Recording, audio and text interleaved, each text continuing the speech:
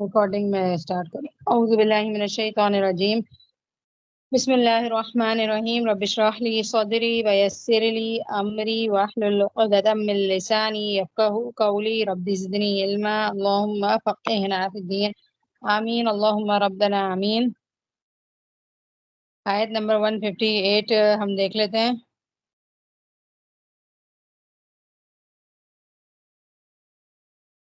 मेरा ख्याल में 157 शायद रह गई थी, कंफ्यूज हो रही हूँ मैं।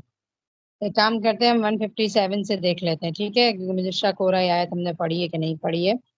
औ तक़ूलू लव अन्ना उन्ज़िला अलैनल किताबु लकुन्ना अहदा मिनहुम फ़क़द जाअकुम बय्यिनतुम मिर रब्बिकुम व हुदम व रहमा।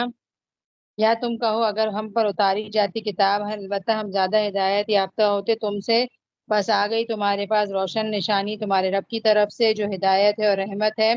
तो कौन बड़ा जालिम है जो इसलिए झुठलाए अल्लाह की आयतों को और कतराए उससे। अनकरीब हम सज़ा देंगे उन लोगों को जो कतराते हैं हमारी आयतों से, बुरा अजाब बवजह उसके जो वो कतराते हैं। पढ़ भी अगर ली थी तो रिपीट हो जाएगी, कोई मसला नहीं है। बस पीछे ये था कि अहले मक्का बड़ी बड़ी बातें करते थे कि हमारे पास भी कोई नबी आए और हमारे पास भी कोई किताब आए तो फिर हम बहुत हिदायत याफ्ता हो जाएंगे और हम तो बहुत ही ज़्यादा दीन के काम करने लग जाएंगे और ये वो ना। लेकिन जब आप सल्लल्लाहु अलैहि वसल्लम इनके पास आए और किताब लेकर आए तो उनका अमल जो है ना आप सल्लल्लाहु अलैहि वसल्लम को मानने और हिदायत याफ्ता बनने के बजाय अपोजिट हो गया। ना उन्होंने आप सल्लल्लाहु अलैहि वसल्लम को माना और ना अपनी जिंदगियां बदलने के लिए तैयार हुए। इस आयत से ये बात समझ आती है कि हम किसी भी इंसान के पास कोई नेमत देखते हैं ना, हम कहते हैं कि अगर ये नेमत मेरे पास होती ना तो मैं तो क्या क्या कर लेती। लेकिन फिर जब वो नेमत हमारे पास आती है ना तो हम उस नेमत का मिसयूज करते हैं और जब हमने बड़ी बड़ी बातें की होती है ना वो हम नहीं करते। मिसाल के तौर पर अगर किसी का बड़ा घर हो और हम घर किसी का देख कर आए तो हम भी अल्लाह से कहें कि अल्लाह ताला आप हमें भी बड़ा घर दे दे, फिर हम आपके बहुत शुक्रगुजार हो जाएंगे और आपके रास्ते में अपने घर को लगाएंगे। आपके रास्ते में अपने घर को लगाने से मतलब ये है कि आप अपने घर में कोई कुरान क्लासेस वगैरह कर लें या नमाजें पढ़ें, ज़्यादा से ज़्यादा जिक्र करें, यानी कि इस घर को किसी भी तरह से अल्लाह के जिक्र से वो करें, रौनक दें उसको।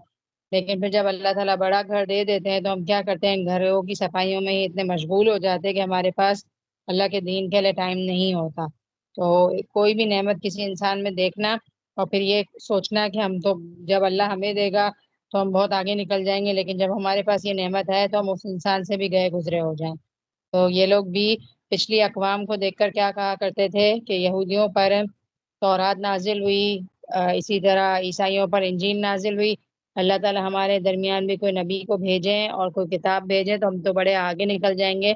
लेकिन हुआ इसके बिल्कुल अपोजिट, ठीक है।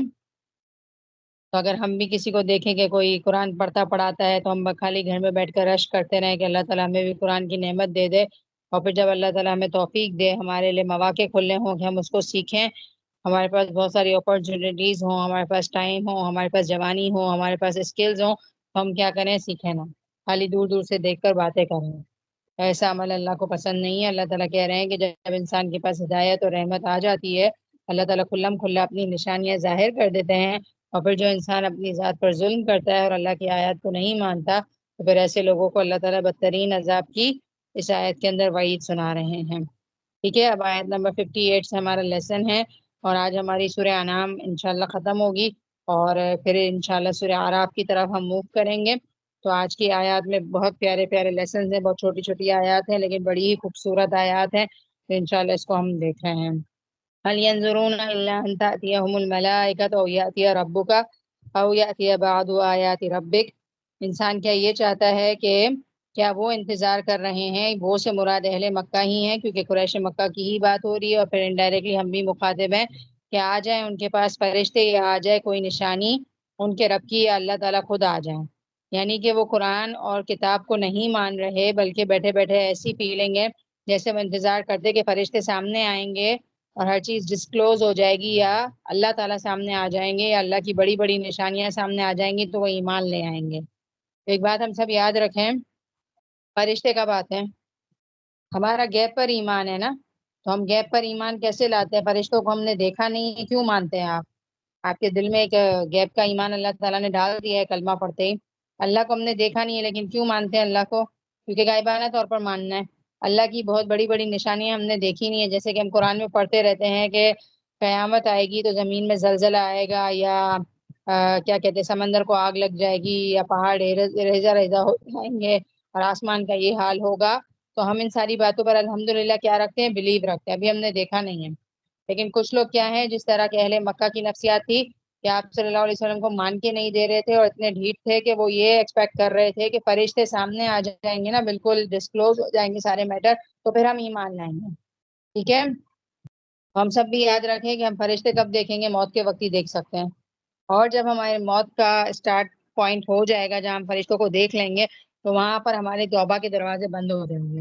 پھر ہمارے پاس چانس نہیں بچے گا کہ ہم توبہ کریں. ٹھیک ہے، اور اللہ تعالیٰ کو بھی انسان قیامت کے دن ہی دیکھے گا. اگر نیک ہے تو اللہ کا دیدار اس سے نصیب ہوگا، اور اللہ کی بڑی بڑی نشانیاں بھی قیامت کے قریب ظہور ہوں گی. اور اس کے علاوہ دنیا میں بھی اللہ کی نشانیاں تو آتی ہی رہتی ہیں. وہ الگ بات ہے کہ ہم مانے نہیں. کیا سورج اللہ کی نشانی نہیں ہے؟ اگر اللہ تعالیٰ آج صبح سورج نہیں نکالے یا رات کو چاند نہیں نکلے، تو ہم میں سے کون ہے جو چاند کو لے کر آ سکتا ہے؟ یہ تیز ہوائیں چلنا، یا آسمان کا کلر بدلتے رہنا، یہ پرندوں کا اڑنا، اتنی پیاری پیاری چیزیں اللہ کی نشانیاں تو ہیں، لیکن انسان ان کو روز دیکھتا ہے نا تو فار گرانٹیڈ لے لیتا ہے. ٹھیک ہے، تو اللہ کی نشانیاں تو بہرحال نظر آ ہی رہی ہیں، لیکن کچھ لوگ چاہتے ہیں کہ اللہ تعالیٰ خود اتر آئیں یا فرشتے ہمیں نظر آئیں گے نا تو ہم ایمان لائیں گے. اگلی آیت یہ کہتی ہے یوم یاتی بعد آیات ربک لا ينفع نفسا ایمانها. جس دن تم اللہ کی بڑی بڑی نشانیاں دیکھ لو گے نا، تو اس دن ایمان لانے کا کوئی فائدہ نہیں ہوگا. جیسے آج سورج مشرق سے نکلتا ہے، مغرب میں غروب ہوتا ہے نا، قیامت کے قریب کیا ہوگا؟ الٹا ہو جائے گا. تو جس دن یہ ساری نشانیاں ظاہر ہونا شروع ہو جائیں گی نا، اس دن انسان کہے گا کہ ہم ایمان لے کر آئے، اللہ تعالیٰ کی تو بات سچی ہو گئی جو ہم اتنے ٹائم سے حدیث میں پڑھ رہے ہیں تو بالکل ٹرو ثابت ہوئی. تو اس دن اللہ تعالیٰ کیا کہہ رہے ہیں؟ لا ینفع، یہ ورڈ دیکھیے ہائی لائٹ کیجئے کہ فائدہ نہیں دے گا.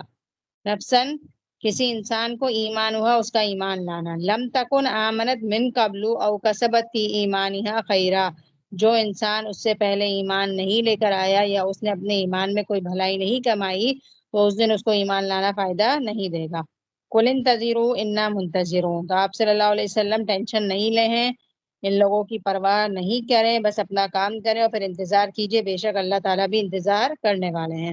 اس آیت کا خلاصہ کیا نکالیں گے ہم اہل مکہ کو سائڈ پر ہٹا دیں. اہل مکہ کو سائڈ پہ کر دیجئے، کیونکہ اگر آپ اہل مکہ میں ہی الجھیں گے تو اپنے لیسنس کیسے نکالیں گے؟ آپ اپنے آپ کو رکھیے. کیا سیکھ رہے ہیں ہم اس آیت سے؟ بڑی زبردست بات ہے کہ توبہ کی امید پر گناہ نہیں کرتے رہیں، ہم روز توبہ کریں. ٹھیک ہے، اور اس دن میں یہ پڑھ رہی تھی، بڑا اچھا لگتا ہے. جیسے نا کچن میں ہم کام کر رہے ہوتے ہیں نا، تو آج میں سوچ رہی تھی کہ نہیں لگاتی لیکچر، لیکن پھر میں نے یہ سوچا کہ لگا دیتی ہوں، کیونکہ کوئی نہ کوئی بات تو جو ہے نا، آپ آدھا گھنٹہ سن رہے ہوتے ہو، انوالو ہوتے ہو کام میں، ایک بات ہے نا ذہن میں رہ جاتی ہے. لاسٹ ٹائم بھی میں نے سنی تو میرے ذہن میں لا حول ولا قوت الا باللہ العلی العظیم والی بات رہ گئی تھی، جو میں نے لاسٹ کلاس میں بتائی کہ یہ جنت کا خزانہ ہے، اور جو انسان یہ پڑھ لے تو یہ بہت بڑی بات ہے اس کے لیے کہ اس کو جنت کا خزانہ مل جائے گا، تو اس کے علاوہ پھر اس کو کیا چاہیے. یہ بات میں نے لاسٹ کلاس میں کہی تھی، مجھے بہت زیادہ کلک کی ہے، اور الحمدللہ اب تک میری روٹین میں شامل ہے کہ میں کہیں بھی جا رہی ہوتی ہوں تو پہلے مجھے ہوتا ہے میں لا حولہ تھوڑی دیر پڑھ لوں، پھر بھلے دوسری چیزیں پڑھوں، لیکن لا حولہ کا بڑا اچھا لگتا ہے. اور پھر سارا نے لا حول ولا قوت کو یہ بھی ایکسپلین کیا کہ اس کا ترجمہ کتنا اچھا ہے، ہم ترجمے پہ بھی فوکس کریں تو اور زیادہ پالش ہو گئی بات. ٹھیک ہے، آج بھی میں سن رہی تھی لیکچر، آج بھی میں نے ایک پوائنٹ بہت اچھا سیکھا، لیکن وہ میں کلاس کے بیچ میں پھر جہاں موقع آئے گا وہاں میں بتاؤں گی. ابھی اصل میں بات کیا کر رہی تھی کہ انسان جو ہے نا، ہاں توبہ کا بھی میں نے ایک پوائنٹ پچھلے دنوں سنا تھا استغفار کے بارے میں. اصل بات میں یہ کر رہی تھی کہ استغفار کا وہ یہ کہہ رہے تھے کہ ہم استغفار ہے نا ضروری نہیں ہے بس اس لیے کریں کہ ہم سے کوئی نہ کوئی گناہ ہی ہوا ہے تو ہم استغفار کریں. انہوں نے یہ کہا کہ بندہ استغفار اس لیے بھی کرتا ہے کہ اس کا بس اللہ سے ایک کنیکشن ہے، کہ اس کو ایک فیلنگ آتی ہے کہ اللہ سے ایک کنیکشن ہے. آپ صلی اللہ علیہ وسلم دن میں 70 سے 100 مرتبہ کیوں استغفار کرتے تھے؟ نعوذ باللہ گناہ گار تھے؟ نہیں، ان کا اللہ سے ایک تعلق ہے. اور استغفار کا مطلب یہ کہ آپ اپنے رب کی طرف بار بار رجوع کر رہے ہو، بار بار آپ کو فیلنگ آتی ہے کہ ہاں اللہ تعالیٰ آپ کی بہت نعمتیں، میں خطا کار ہوں، آپ نے اتنی نعمتیں دی ہیں، اللہ تعالیٰ نے ہمیں ہاتھ دیے ہیں، تو ہم 24 گھنٹے میں اپنے ہاتھ کا استعمال اللہ کے لیے کتنا کرتے ہیں؟ بتائیں مجھے. ہمیں اللہ تعالیٰ نے بولنے کی صلاحیت دی ہے، یہ بتائیں 24 گھنٹے میں کتنی دفعہ ہم بولتے ہیں تو اللہ کے لیے بول رہے ہوتے ہیں؟ زیادہ وقت الٹی سیدھی باتیں ہی کر رہے ہوتے ہیں نا. تو یہ ہماری ایک طریقے سے کمی ہی ہوتی ہے، تو ہم اتنی کمیاں کرتے تو استغفار تو پھر ہمیں ہر وقت ہی کرنا ہے. تو انہوں نے بڑا استغفار کو اچھا ایکسپلین کیا کہ استغفار بندہ صرف اپنے اسپیشل ہے نا، کوئی گناہ یاد کر کے نہیں کرتا کہ آج رات کو 100 دفعہ استغفار کری تو کوئی گناہ یاد نہیں آ رہا، بھائی میں نے تو کوئی گناہ نہیں کیا. ہمارے پاس نعمتیں اتنی ہیں کہ ہم اللہ کا شکر صحیح طریقے سے ادا نہیں کر سکتے، یہ بھی ایک طریقے سے کمی ہے. لہٰذا ہم کیا کریں، اس پہ بھی استغفار کریں. تو استغفار ہمارا اللہ سے کنیکشن ہے جو ہمیں کرنا ہے، رائٹ. تو اس آیت کا خلاصہ یہ ہے کہ زندگی کی مہلت سے فائدہ اٹھا لیں، کیونکہ جب موت کے فرشتے دیکھ لیے ہم نے ہمارا ٹائم پیریڈ ختم ہو جائے گا، اور اللہ نہ کرے سڈن موت آتی ہے، یا ایک انسان جب بڑھاپے کی طرف جاتا ہے اور کوئی خدا نہ خاصا بیماری آ جاتی ہے، تو انسان دیکھنے لگتا ہے کہ پتہ نہیں میں 2 سال جی سکوں یا 1 سال جی سکوں. اللہ معاف کرے، یہ چیزیں تو انسان پلاننگ میں رکھتا ہے، لیکن اللہ ہی معاف کرے جو سڈن موت ہو جاتی ہیں وہ بھی تو ہوتی ہیں، تو کسی بھی وقت ہم جا سکتے ہیں. تو بہت پیارا چانس ہے ہمارے پاس کہ ہم زندگی سے فائدہ اٹھا لیں اور کیا کر دیں، استغفار کی کثرت کریں. ٹھیک ہے، کیونکہ یہ بات یاد رکھیے گا، لا ينفع نفسا ایمان ہوا، جب موت کا فرشتہ دیکھ لیں گے یا ٹائم ختم ہو جائے گا تو اس وقت ایمان لانے کا فائدہ نہیں ہوگا. ابھی فائدہ ہے، ابھی ہمارے پاس مہلت ہے، ابھی ہمیں کوئی بھی دقت نہیں ہے، کوئی دشواری نہیں ہے استغفار کرنے میں، لیکن جب وقت ختم ہو جائے گا تو پھر ہم نہیں کر سکیں گے. تو ابھی ہر چیز بڑی سستی ہے، بڑی آسانی سے ہم اچیو کر سکتے ہیں جنت کو، لیکن پھر کیا ہوگا، ٹائم ختم ہو جائے گا. تو اللہ تعالیٰ ہم سب کو توفیق دے کہ ہم اپنی زندگی میں اس مہلت سے فائدہ اٹھا لیں. اس آیت کے اندر بیسیکلی سیکھنے کی بات یہی تھی. اس کے بعد والی آیت، ان الذین فرقوا دینہم وکانوا شیعا لست منہم فی شیء، بے شک جن لوگوں نے اپنے دین کو جدا جدا کر دیا اور گروہ گروہ بن گئے، آپ کا ان سے کوئی تعلق نہیں، بس آپ ان کا معاملہ اللہ کے حوالے کر دیجئے، پھر ان کو ان کا کیا ہوا اللہ تعالیٰ کیا کریں گے، قیامت کے دن بتائیں گے.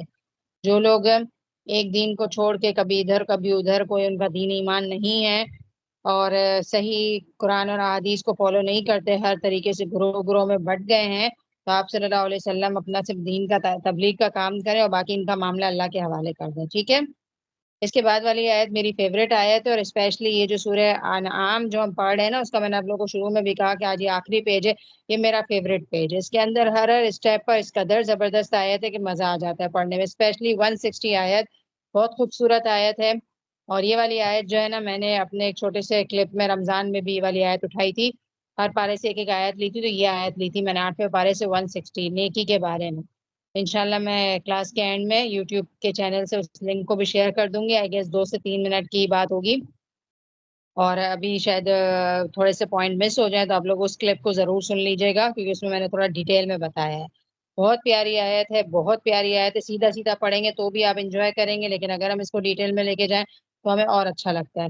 جو شخص نیک کام کرے گا، ٹھیک ہے، من جاء بالحسنتی فلہ عشر امثالھا، تو اس کے لیے 10 گنا ہے. ایک نیکی کری کتنا ملے گا، 10، رائٹ. ومن جاء بالسیئۃ، اور جو کوئی برا کام کرے گا، فلا یجزا الا مثلھا، تو نہیں بدلہ دیا جائے گا اس کو مگر اسی کے مانند. ایک کے بدلے ایک. اوپر آپ لکھیں نیکی کا 1 = 10، اور نیچے آپ لکھیے دوسرے سائڈ پر برائی کا 1 = 1، رائٹ. وہم لا یظلمون، اور یہ بات ہے نا اپنے پلو باندھنے کہ اللہ ظلم نہیں کریں گے. دنیا میں جو ہے نا ناانصافی ہوتی ہی ہوتی ہے، دنیا میں انصاف نہیں ہوتا. آپ کتنے ہی نیکی کا کام کیوں نہ کر لو، لیکن اگر کسی کو آپ سے شکایتیں ہیں تو وہ رہیں گی. ٹھیک ہے. لیکن ہمارا مسئلہ پتہ ہے کیا ہے، ہم لوگوں کی شکایتوں پر جو ہے نا فوکس کرتے ہیں اور ان کو راضی کرنے کے لیے نا اپنی ساری زندگی لگا دیتے ہیں، رائٹ. اور اللہ تعالیٰ جو ہے نا ناانصافی نہیں کرتے نا، اس کو راضی کرنے کی کوشش نہیں کرتے ہم. جیسے کہ جب ہم سے کوئی انسان ہم اپنی پوری ایفرٹ کر لیں، اس کے باوجود وہ ہمیں سنا دے یا کچھ بھی کر لے، تو ہمارا سارا ہمغم اس بات پر ہوتا ہے کہ اس نے میری قدر نہیں کری، اور یہ ایسا ہے، وہ اس سے ویسا ہے، اور اگلی دفعہ ہم نیکی نہیں کریں گے. ٹھیک ہے. اور اللہ تعالیٰ اس قدردان بیٹھے ہوئے ہیں کہ اگر ہم ایک نماز بھی پڑھتے ہیں اور خوبصورتی سے پڑھنے کی کوشش کرتے ہیں تو اللہ تعالیٰ اس کا پورا اجر و ثواب ہمیں دیتے ہیں، اور اس کے اندر رائی برابر بھی کمی نہیں کرتے.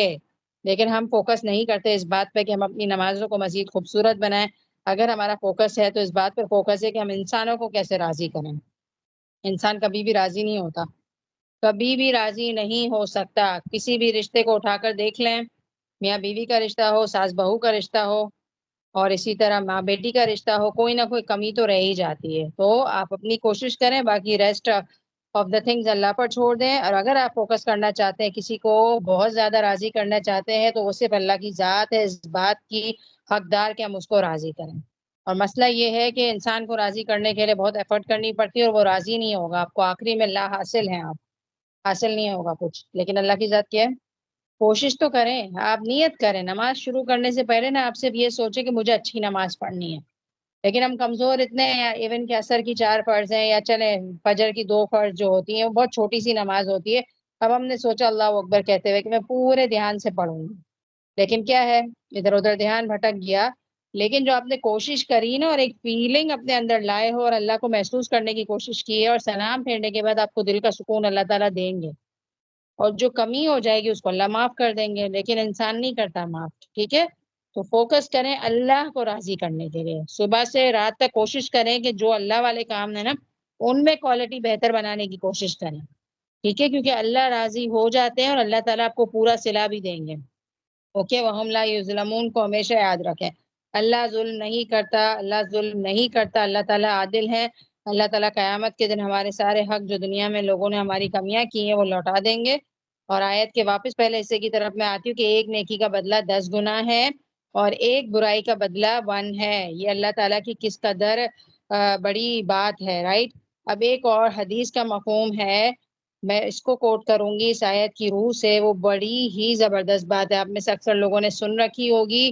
وہ یہ ہے کہ جب بندہ ہے نا ایک نیکی کا ارادہ کرتا ہے نا، ٹھیک ہے، آپ نے ابھی کری نہیں ہے تو لکھ دی جاتی ہے کہ فلاں بندے نے نیکی کا ارادہ کیا ہے، رائٹ، لکھ دی جاتی ہے. اگر آپ بیٹھے ہوئے سوچ رہے ہیں نا کہ میں فلاں شخص کو جا کر کچھ گفٹ دے دوں گی یا کچھ اچھا دے دوں گی، اس کا دل میری وجہ سے خراب ہو گیا، جو بھی ہو گیا، اپنے گھر میں بیٹھ کے سوچا کہ میں جا کے اس کو ایکسکیوز کر دوں گی یا اس کے ساتھ کچھ اچھا کر کے آؤں گی، رائٹ. آپ نے ابھی کیا نہیں، لیکن فرشتوں نے کیا کیا، لکھ دیا ہے، ایک لکھ دیا ہے، رائٹ. پھر آپ نے اس کو کر لیا تو آپ کو 10 نیکی مل گئی.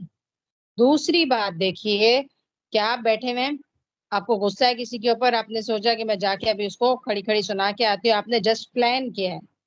تو چاہتے تو اللہ ایک برائی لکھوا سکتے تھے فرشتوں سے، لیکن اللہ تعالیٰ کے فرشتے ابھی جو ہے نا کچھ آتا ہے 6 گھنٹے کا لفظ آتا ہے کہ وہ انتظار کرتے ہیں کہ میں دیکھ لوں بندہ کر رہا ہے یا نہیں کر رہا، تو وہ انتظار کرتے ہیں، لکھتے نہیں ہیں. ٹھیک ہے، آپ کا انتظار ہو رہا ہوتا ہے کہ آپ شاید معافی مانگ لو، شاید نہیں کرو، شاید نہیں کرو. تو اگر آپ نہیں کرتے نا تو وہ لکھا نہیں جاتا، الا یہ کہ آپ کر کے آ جاؤ تو ایک لکھا جاتا ہے. اور ایک مزیدار بات یہ ہے کہ آپ نے برائی کا ارادہ کیا، لکھی نہیں گئی تھی، اور اگر آپ نے اس برائی کو چھوڑ دیا تو آپ کو پتہ ہے کیا ہوگا، نیکی لکھی جائے گی اس کی جگہ پر. اس عفو و درگزر کے باوجود جو انسان نیکیوں کی طرف نہ بھاگے نا، تو یہ انسان وہ بدبختی ہو سکتا ہے جس نے تباہ ہونے کی ٹھان لی ہے. قدر مجھے یہ الفاظ اچھے لگتے ہیں نا، حدیث کے الفاظ کا مفہوم بیان کر رہی ہوں. یہ الفاظ کچھ اس طرح کے میں نے پڑھے تھے کہ اس عفو و درگزر، یعنی کہ اللہ کی اس محبت اور اس کیا کہیں گے فراخ جو اللہ کی رحمت ہے نا، اس کے باوجود اگر کوئی انسان اس اپورچونٹی سے فائدہ نہیں اٹھاتا نا، تو وہی انسان پیچھے رہے گا جس نے نا سوچ ہی لیا ہے کہ میری بس تباہی ہو جائے، ٹھان لی اپنے آپ کو برباد کرنے کی. قدر زبردست آیت ہے. تو اللہ تعالیٰ ہم سب کو ان اپورچونٹی سے فائدہ اٹھانے والا بنائے. آپ سوچیں کہ اگر اس آیت کی روح سے آپ جب ایک نماز پڑھ رہے ہو تو ایک نیکی ہے نا، تو اللہ تعالیٰ کو 10 گنا دے رہے ہیں. پھر اسی طرح آپ راستے میں ہو، آپ راستے میں سفر کی دعا پڑھ رہے ہو تو آپ کو 10 گنا اس کا اجر مل رہا ہے. اسی طرح آپ راستے میں بیٹھے ہوئے ذکر کر رہے ہو تو آپ کا 10 گنا، ہر چیز کو 1 ملٹیپلائی بائی 10 کرتے جائیں. اور اگر کوئی چیز 10 دفعہ کریں گے تو 10 کو آپ پھر ظاہر ہے 10 سے ملٹیپلائی کریں گے تو آپ کی 100 نیکیاں ہو جائیں گی، اور 100 کو پھر واپس 10 سے ملٹیپلائی کریں تو 1000 نیکیاں ہو جائیں گی. کیا ہے اللہ تعالیٰ، امیجن کریں، قرآن پڑھتے ہیں، ایک حرف پڑھتے ہیں، 10 نیکیاں، 10 نیکیاں. اتنی زیادہ اللہ تعالیٰ کی ہمارے لیے بلیسنگ ہے. اللہ تعالیٰ ہم سب کو ان بلیسنگ کو سمیٹنے والا بنائے اور ہماری زندگی میں ہم زیادہ سے زیادہ جو ہے نا آخرت کے لیے ذخیرہ کر لیں. وہ جو بات آج میں نے سنی بہت کلک کی مجھے، وہ یہ کسی نے بولا، کسی شخص نے آ کر کسی سے پوچھا کہ نا زندگی آسان کرنے کا طریقہ بتا دیں. تو انہوں نے جواب یہ دیا کہ میں تمہیں زندگی نہیں، موت آسان کرنے کا طریقہ بتاتا ہوں. تو اس نے بولا کیا طریقہ ہے موت کو آسان کرنے کا؟ تو اس نے اتنی زبردست بات کری، کہا کہ موت آسان کرنے کا طریقہ یہ ہے کہ آپ کسی کی زندگی آسان کر دیں. سوچیں، اور ہم لوگوں کی زندگیاں کتنی تنگ کر رہے ہوتے ہیں اپنے رویوں کی وجہ سے. سوچیں کتنی زیادہ ہم اپنے رویوں کی وجہ سے، اپنے فیشل ایکسپریشنز کی وجہ سے، اپنی زبان کی وجہ سے لوگوں کی زندگیوں کو عذاب بنا دیتے ہیں. تو اگر آپ لوگوں کی زندگی کو آسان بنائیں گے تو اللہ تعالیٰ کی موت آسان کر دیں گے. اور آپ صلی اللہ علیہ وسلم کے بارے میں یہ آتا ہے، آپ صلی اللہ علیہ وسلم کے اخلاق کے بارے میں یہ آتا ہے کہ آپ صلی اللہ علیہ وسلم، سہل کا لفظ آتا ہے، سہل آسانی کو کہتے ہیں، کہ آپ صلی اللہ علیہ وسلم لوگوں کے ساتھ جو ہے نا سہل مزاجی کرتے تھے، بہت آسانی پرووائڈ کرتے تھے ان کو، کوئی بھی کام میں نا مشقت میں نہیں ڈالتے تھے. جیسے ہم اپنی میڈز وغیرہ کو بھی نا آسانی والے آپشنز دیا کریں، کام کروائیں تو مشقت والے کام ایک ہی دن میں سارے نہ کروا لیں. ہاں مانا ہم پیسے دے رہے ہوتے ہیں اور ہم سے کچھ کام جھکنے کے یا کچھ کلینزنگ کے کام نہیں ہو رہے ہوتے تو ہم پیسے دے کے ان سے کرواتے ہیں، تو ہم اس میں بھی بیلنس رکھ سکتے ہیں کہ آج یہ کر لیا ہے تو چلو یہ چھوڑ دو، یا ان کی ٹیک کیئر کریں، ان کو ہمیں پتا ہے کہ ان کو ضرورت ہے تو ان کو آگے پیچھے بھی سیلری کے علاوہ بھی بونسز دے دیا کریں. ٹھیک ہے، ہم ان کی زندگیوں کو آسان کریں. اس کے علاوہ سب سے پہلے تو ہم اپنے گھر والوں کی زندگی آسان کریں، اپنے شوہر کی زندگی آسان کریں ہم عورتیں، اور اپنے بچوں کی زندگی آسان کریں. اور جوائنٹ فیملی میں رہتے ہیں تو اپنے ارد گرد کے لوگوں کے لیے ظاہر سی بات اونچ زندگی کا حصہ ہو جاتا ہے، تو ہم آسان کریں، اللہ ہمارے لیے آسان کرے گا. ٹھیک ہے، آپ صلی اللہ علیہ وسلم کی یہ ہیبٹ ہے، آپ صلی اللہ علیہ وسلم کے اخلاق کو ہمیں پڑھنے کا شوق ہوتا ہے، سیرت کو ہمیں کاپی کرنے کا شوق ہوتا ہے. تو آج کیا کاپی کریں گے کہ میں کسی کی زندگی کیسے آسان کر سکتی ہوں. نوٹ کیجئے گا کہ کیسے کسی کی لائف میں آسان کر سکتی ہوں. ہمارے گھر میں جو بھی لوگ آ رہے ہیں آپ نوٹ کریں کہ آج یہ بیٹھا ہوا ہے تو میں اس کو کیسے آسانی دے سکوں. اس کو پیاس لگی ہے تو جلدی سے کھڑے ہو کے ٹھنڈا پانی پیش کر دیا جائے، یا تھک گیا ہے وہ تو کوئی کام آج ایکسٹرا نہ بولا جائے. دو چار چیزیں سوچیں اور انشاءاللہ اس پر ورک کریں کہ میں ریلیکس کرتی جاؤں. اور آپ ہے نا اس چیز کو نوٹ کریں کہ آپ نے اگر نیت کر لی نا کہ میں فلاں بندے کو یا اپنے ارد گرد کے لوگوں کو آسانی دوں گی، اپنی میٹس کو آسانی دوں گی، یا جو بھی لوگ ہیں ان کو آسانی دیتی جاؤں گی، تو آپ ہے نا نوٹ کرنا سیکھیں. آپ کو فیل ہوگا کہ آپ کہیں بازار جا رہے تھے اور اللہ نے آپ کے لیے کیسے آسانی کر دی. ایک چیز تھی جو مشکل تھی، دور تھا، ٹریفک تھا، لیکن آپ نوٹ کریں گے کہ میں نکلی اور ٹریفک ختم ہوا، میں بازار گئی اور میرے 2 گھنٹے کے کام اللہ نے 1 گھنٹے میں کروا دیے. جو انسان دوسروں کے لیے آسانی بانٹتا ہے اس کی موت بھی آسان ہو جائے گی اور اس کی زندگی بھی آسان ہو جائے گی، اس کے لیے اللہ آسانی کریں گے. ٹھیک ہے، تو ہم نیکیوں کی تلاش میں رہتے ہیں نا کہ کیا کیا نیکیاں کریں. تو اس آیت کی روح سے ہر طرح کی نیکی اور لوگوں کے لیے آسانی پرووائڈ کرنا یہ بہت بڑی نیکی ہے. قل اننی ہدانی ربی الی صراط مستقیم، کہہ دیجئے کہ بے شک میرے رب نے مجھے سیدھا راستہ دکھایا ہے.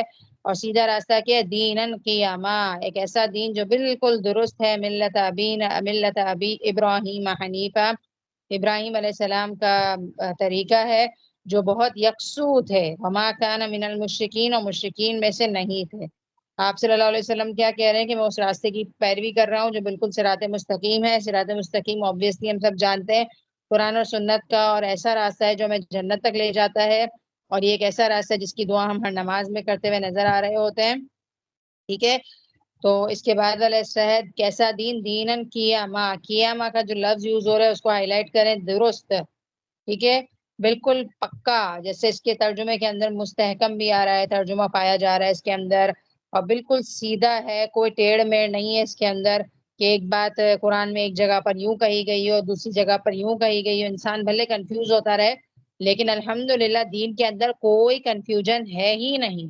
ہمیں قرآن کی بگننگ میں ہی کہہ دیا لا ریبا، اس کے اندر کوئی شک ہے ہی نہیں، کوئی کنفیوژن ہے ہی نہیں، بالکل اسٹریٹ دین ہے. اور کوئی چیز ایسی بھی نہیں ہے جو فطرت کے خلاف بھی جاتی ہو. ٹھیک ہے نا، ہم کوئی چیز اٹھا کر کہے کہ it's very difficult I can't do, تو یقین مانے کہ فطرت کے مطابق ہی ہے. رات کو جلدی سونا، صبح جلدی اٹھنا، یہ فطرت میں انسان کی. اب ہم کہیں کہ نہیں ہم سے نہیں کہا جاتا، ہم نے اپنی فطرت بدل دی تو اس میں ہمارا لاسٹ ہے، ہمارا نقصان ہے اور ہماری غلطی ہے. اللہ تعالیٰ کے دین میں ایسا کوئی مسئلہ نہیں ہے. ٹھیک ہے، کوئی چیز بھی مشکل نہیں ہے. نمازیں کیا 5 ٹائم کی بہت مشکل ہے؟ ہرگز بھی مشکل نہیں. ہاں سفر میں تھوڑی ہو جاتی ہیں تو اللہ نے وہاں پہ کسر رکھ دی ہمارے لیے، رائٹ. اور اگر وضو کا بھی مسئلہ آ رہا ہے تو تیمم کا بھی آپشن رکھ دیا ہے اللہ تعالیٰ نے. بیماری میں اگر آپ کھڑے ہو کر نہیں پڑھ پا رہے ہو تو بیٹھ جاؤ، بیٹھ نہیں رہے تو لیٹ جاؤ. تو دین تو بالکل اسٹریٹ ہے، اس کے اندر کوئی ٹیڑھ میڑ ہے ہی نہیں، رائٹ. اور کس کا دین ہے یہ؟ ابراہیم علیہ السلام، ہم سب کے والد گزرے ہوئے ہیں. آپ صلی اللہ علیہ وسلم انہی کی دعا سے دنیا میں آئے ہیں اور انہی کے طریقے کو فالو کر رہے ہیں. اس لیے ملت ابی ابراہیم، ملت ہے یعنی کہ ملت کس کو کہتے ہیں؟ طریقہ کار کو کہتے ہیں. کس کا ہے؟ ابراہیم علیہ السلام کا. اور ابراہیم علیہ السلام کا قرآن میں جہاں بھی ذکر آتا ہے زیادہ تر حنیفہ والی کوالٹی آتی ہے. اور کیا اللہ تعالیٰ بار بار کہتے ہیں وما کان من المشرکین، وہ مشرک نہیں تھے.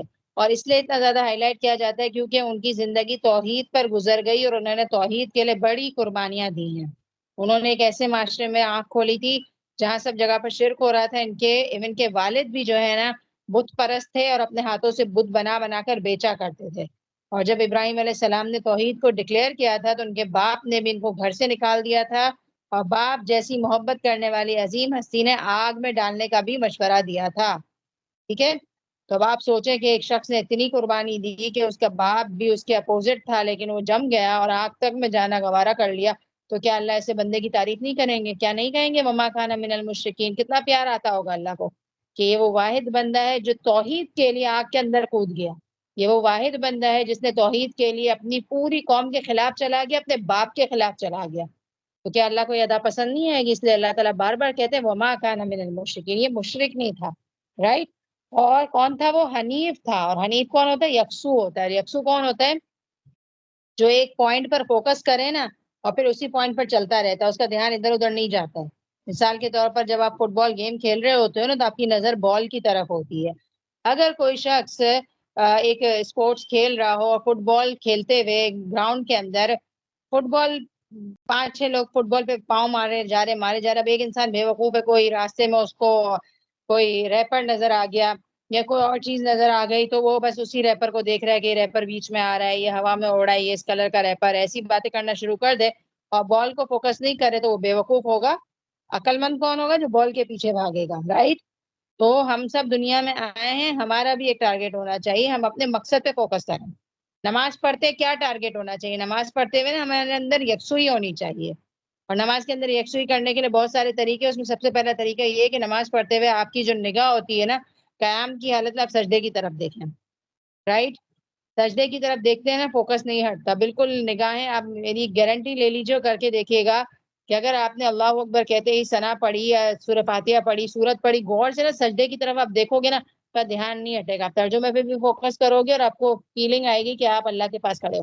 لیکن نوٹ کیجیے گا کہ ہم نماز شروع کرتے ہیں نا ہماری نگاہوں کا فوکس ادھر ادھر جا رہا ہوتا ہے. تو ایک پوائنٹ سیٹ کر لیا کریں. مثال کے طور پر ایک جا نماز ہے آپ کا, کسی کے مصلی پہ کعبہ بنا ہوا ہے, کسی پہ مدینہ بنا ہوا ہے, کوئی بھی الگ الگ چیزیں بنی ہوئی, تو ایک پوائنٹ آپ سیٹ کر لیں کہ مجھے سجدے نماز پڑھتے ہوئے نا اس طرف دیکھنا ہے. پھر مجھے بتائیے گا کہ آپ کی نماز میں کیا رہتا ہے, حنیف بنتے ہیں کہ نہیں بنتے. ٹھیک ہے. تو حنیفن کی کوالٹی ہر انسان کی زندگی میں ہونی چاہیے. نماز کے علاوہ بھی باقی زندگی میں بھی سوچیں کہ میری زندگی کا مقصد کیا, اللہ کو راضی کرنا ہے اور کوئی ایسا کام نہیں کرنا جس سے اللہ تعالیٰ ناراض ہو. ٹھیک ہے. اس کے بعد والی آیت بھی میری فیوریٹ آیت ہے, قل ان صلاتی ونسکی ومحیای ومماتی للہ رب العالمین.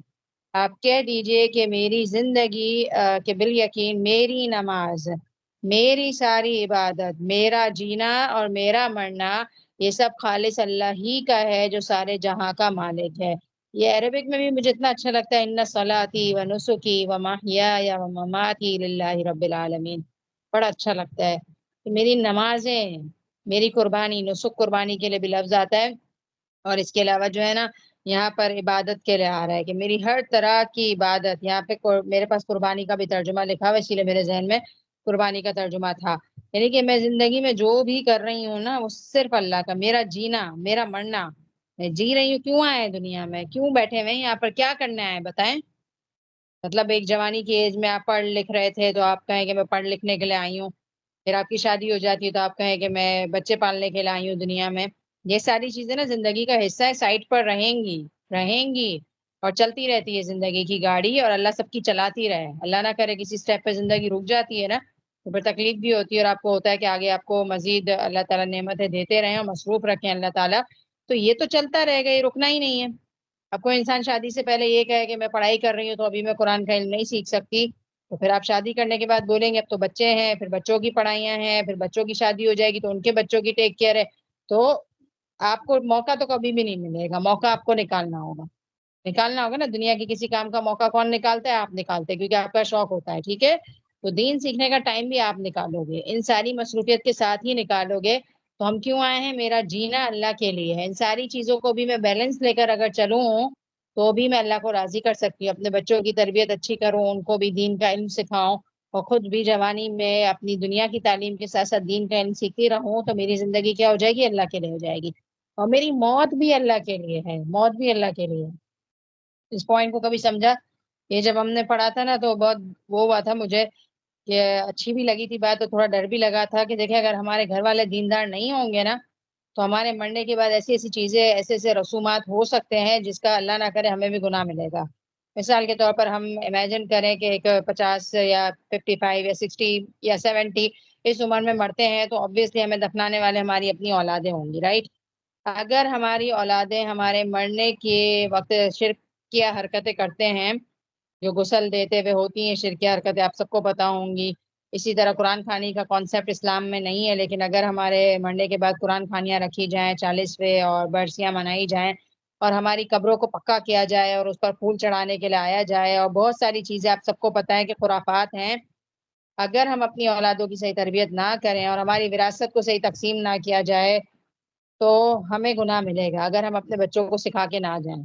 ہم نے سکھا دیا، پورا سمجھا دیا اور تاکید کر کے گئے کہ میرے مرنے کے بعد یہ 40ویں اور یہ ساری چیزیں نہیں کرنا، پھر وہ کرتے ہیں تو ان کو گناہ ملے گا، لیکن ہمارا کام کیا ہے؟ سمجھا کے جائیں۔ تو جب مماتی کی آیت میں نے فرسٹ ٹائم پڑھی تھی تو ہماری ٹیچر نے یہی بتایا تھا کہ مرنے کے بعد جتنی بھی چیزیں ہوتی ہیں وہ ساری کیا ہونی چاہیے؟ توحید پر اور اللہ کے بتائے ہوئے اور رسول صلی اللہ علیہ وسلم کی سنت کے مطابق ہونی چاہیے۔ اور سوگ صرف 3 دن کا ہوتا ہے، اور مرنے والے کے ساتھ جو ہے نا اس کے اعمال چلے جاتے ہیں۔ آپ کا پیچھے سے قرآن پڑھنا مرنے والے کو فائدہ نہیں دیتے ہے، بہت سیدھی سی بات ہے، اکثر لوگ اس بات کو سمجھتے نہیں ہیں، لیکن جو سیدھی بات ہے احادیث کی روح سے مجھے پتہ چلتی ہے، میں تو ٹوک بتا رہی ہوں، باقی آپ کا جو دل ایمان اور آپ کا جو علم وہ آپ مزید اس کو کلیریفائی کریں۔ اولاد کی نیکیاں بہرحال آپ کو فائدہ دیں گی، جو رشتہ دار دور دراز سے آ کے آپ کے لیے قرآن پڑھتے ہیں، سورہ یاسین پڑھتے ہیں، سوری ٹو سے اس کا فائدہ نہیں ہے، آپ دنیا میں خود پڑھ کے جائیں، رائٹ؟ آپ کو آپ کی اولاد فائدہ دے گی، اور حدیث کی روح سے 3 چیزیں صدقہ جاریہ والی ہوتی ہے۔ ایک نیک اولاد جو مرنے والے والدین کے لیے دعا کرے، اور جو بھی نیک کام اولاد کرے گی obviously ہمارے کھاتے میں جائے گا، رائٹ؟ اسی طرح صدقہ جاریہ کا کوئی کام، مثال کے طور پر کوئی مسجد کی تعمیر، کوئی پانی کا کنواں کھدوا لینا، یا کوئی بھی چیریٹی کا کام آپ چھوڑ کے جاؤ جو سلسلہ جاری رہے، وہ آپ کے لیے obviously ہوگا۔ اور ایک علم ہے جو آپ سکھا کے چلے جاؤ، جیسے یوٹیوب کے چینل ہیں، یا جہاں بھی آپ کی ریکارڈنگ چلائی جائیں اور آپ نے کسی کو سکھایا اور آپ کے مرنے کے بعد عمل کر رہا ہے تو یہ چیز آپ کے کھاتے میں جائے گی۔ تو زندگی تو ہونی ہی چاہیے، اللہ کی موت کی بات کی بھی فکر کریں کہ میرے مرنے کے بعد بھی جو چیزیں ہوں گی وہ للہ رب العالمین، اللہ کے لیے ہونی چاہیے۔ تو دیکھ لیں نا کتنی اسٹرانگ ہے یہ آیت، تو اللہ تعالیٰ ہم سب کی یہ چاروں چیزیں اللہ تعالیٰ اپنے لیے خاص کر دیں۔ لا شریک اللہ، اللہ کا کوئی شریک نہیں ہے۔ وَبِذَلِكَ أُمِرْتُ وَأَنَا أَوَّلُ الْمُسْلِمِينَ، اسی بات کا مجھے حکم دیا گیا ہے کہ میں سب سے پہلا کیا ہو جاؤں؟ مسلمان ہو جاؤں۔ قُلْ غَيْرَ اللَّهِ أَبْغِي رَبًّا وَهُوَ رَبُّ كُلِّ شَيْءٍ، کہہ دیجئے کہ کیا اللہ کے سوا میں کسی اور کو رب تلاش کر لوں، حالانکہ وہ ہر چیز کا رب ہے۔ وَلَا تَكْسِبُ كُلُّ نَفْسٍ إِلَّا عَلَيْهَا، نہیں کمائے گا کوئی نفس مگر جو وہ کرتا ہے، یعنی کہ جو انسان جو بھی گڑبڑ کرے گا وہ اسی کے اوپر ہے۔ کچھ بھی کرتے ہیں نا خود اس کو بھگتنا پڑے گا، کوئی بھی گڑبڑ کریں گے۔ اگر آپ نے آج کسی کے ساتھ بد اخلاقی، بدتمیزی، حق میں کمی کی ہے تو یاد رکھیے گا یہ چیز دوڑ کر پلٹ کر آئے گی، ٹھیک ہے؟ ولا تزیرو، جیسے ہر ایکشن کا ریئیکشن ہوتا ہے نا، تو اسی طرح آپ بھی جو کام کرتے ہیں اس کا ریئیکشن پلٹ کر آپ کے پاس ضرور آئے گا۔ ولا تزیرو وازرۃ وزر اخری، کوئی بوجھ اٹھانے والا کسی دوسرے کا بوجھ قیامت کے دن نہیں اٹھائے گا۔ ہمیں چاہیے کہ جو بھی چیزیں ہم کما رہے ہیں وہ میرے ہی کندھوں پہ ڈال دی جائیں گی، لہٰذا مطلب بوجھ جتنا ہلکا ہو سکتا ہے دنیا میں ہی کر لیں۔ ثم الی ربکم مرجعکم فینبئکم بما کنتم فیہ تختلفون، پھر تم سب اپنے رب کی طرف لوٹائے جاؤ گے، وہ تمہیں بتائے گا جس چیز میں تمہارا اختلاف تھا۔ وہو الذی جعلکم خلائف الارض، وہ اللہ وہ ذات ہے جس نے تمہیں زمین میں خلیفہ بنایا ہے۔ ہم سب خلیفہ ہیں، ہم زمین پر رہ رہے ہیں۔ خلیفہ کا مطلب ہوتا ہے جانشین، اور ہم سب زمینوں پہ عیش کر رہے ہیں اور ایک طریقے سے خلیفہ بن کر اپنی جائیداد سمجھ کر رہ رہے ہیں۔ اور دیکھیں نا ہم زمین پہ کیسے چلتے ہیں نا، بڑی فار گرانٹیڈ لیتے ہیں، سمجھتے ہیں کہ ہماری یہ زمین، لیکن ایک دن کیا ہوگا، اسی کے اندر چلے جائیں گے۔ اور ہم سے پہلے بھی تو کچھ لوگ بستے تھے نا یہاں پر، تو ہم آ گئے اب۔ وَرَفَعَ بَعْضَكُمْ فَوْقَ بَعْضٍ دَرَجَاتٍ، اور ہر ایک کو ہم نے دوسرے پر برتری دی ہے درجات میں، لِيَبْلُوَكُمْ فِيمَا آتَاكُمْ، تاکہ ہم دیکھیں کہ کون تم میں سے اچھے عمل کرتا ہے۔ سوری میں ذرا پیچھے سے ترجمہ دوبارہ لوں گی۔ اور بلند کیے تم میں سے بعض کو اوپر بعض کے درجے میں، تاکہ تمہیں آزمائے جو تمہیں اللہ تعالیٰ نے عطا کیا ہے، یعنی کہ کسی کو امیر بنایا ہے اور کسی کو غریب بنایا ہے، کسی کو کیا چیز زیادہ دے دی، کسی کو کیا چیز زیادہ دے دی، اور کیوں دی؟ ٹیسٹ کرنے کے لیے۔ کہ جو امیر ہے تو وہ اپنے پیسے کا کیا استعمال کر رہا ہے، جو غریب ہے وہ صبر سے کام لیتا ہے کہ نہیں لیتا.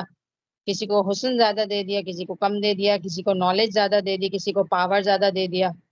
تو ہر چیز ہر انسان کو الگ الگ ملی ہے، اس پہ ٹیسٹنگ ہو رہی ہے کہ کون انسان اپنے اختیار کو کیسے یوز کر رہا ہے. ٹھیک ہے. کسی کو دیندار زیادہ بنا دیا تو اللہ تعالیٰ چیک کرتے ہیں کہ وہ دیندار آگے اپنا علم ٹرانسفر کرتا ہے کہ نہیں کرتا. ٹھیک ہے. کسی کو اللہ معاف کرے گمراہ کر دیا تو اللہ تعالیٰ ٹیسٹ کرتے ہیں کہ وہ انسان علم سیکھنے کی طلب کتنی رکھتا ہے اپنے اندر. ان ربک سریع العقاب، بے شک تمہارا رب جلد حساب لینے والا ہے. وَإِنَّهُ لَغَفُورٌ رَحِيمٌ، اور اللہ تعالیٰ کون ہے؟ بڑے ہی غفور الرحیم ہیں. بڑی ہی خوبصورت بہت پیاری آیات. الحمدللہ ہماری سورہ انعام ماشاءاللہ ختم ہوئی ہے. اب اگلی کلاس میں ہم انشاءاللہ سورہ اعراف سٹارٹ کریں گے. میں ریکویسٹ کروں گی سورہ اعراف پوری اٹینڈ کیجیے گا. بہت پیاری سورت ہے، بڑی انٹرسٹنگ اس میں چیزیں آتی رہتی ہیں، ایک کے بعد ایک آیت. بڑے اچھے اچھے رکوع آ رہے ہیں اس کے اندر. ضرور کلاس اٹینڈ کیجیے پابندی سے، اور جس کی کلاس کچھ آگے پیچھے